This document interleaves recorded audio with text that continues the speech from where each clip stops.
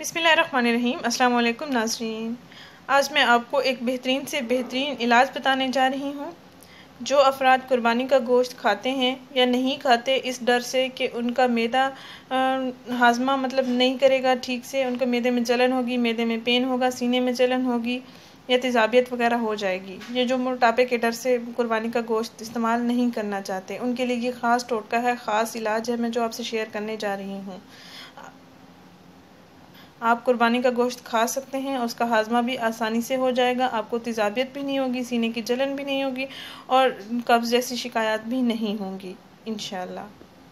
नाज़रीन, एक अर्क आपको बताने जा रही हूँ जिसको आपने खाने के बाद इस्तेमाल करना है। ईद वाले दिन आप गोश्त वगैरह बनाएं तो खाने के बाद आपने इसको इस्तेमाल करना है।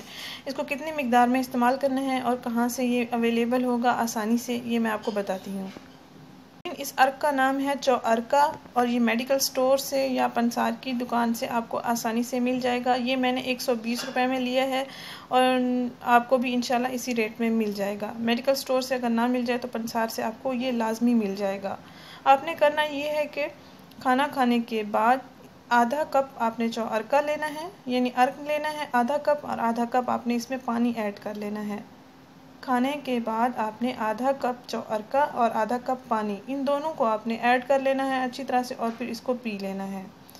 पीने के बाद ही आपको फ़र्क वाज़े महसूस होगा। अगर आपकी तबीयत ख़राब हो रही है तो भी आप इसका इस्तेमाल कर सकते हैं। पेट में दर्द हो रहा है, पेट में गैस वगैरह की शिकायत हो रही है, मैदे की तेज़ाबियत, सीने की तेज़ाबियत, सीने में जलन वगैरह हो रही है, तो इसके पीने के फ़ौरन बाद ही आपको रिज़ल्ट्स मिल जाएंगे। ये मैं भी आम रूटीन में इसका इस्तेमाल करती हूँ। मोटापे से भी ये निजात दिलाता है और आपकी सेहत भी अच्छी रहेगी। आप इसका ज़रूर इस्तेमाल करें। मर्द हज़रात, हर उम्र के अफराद इसका इस्तेमाल कर सकते हैं, किसी के लिए नुकसानदेह नहीं है।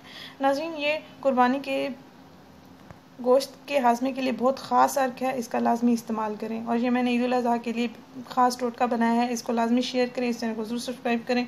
शुक्रिया, अल्लाह हाफ़िज़।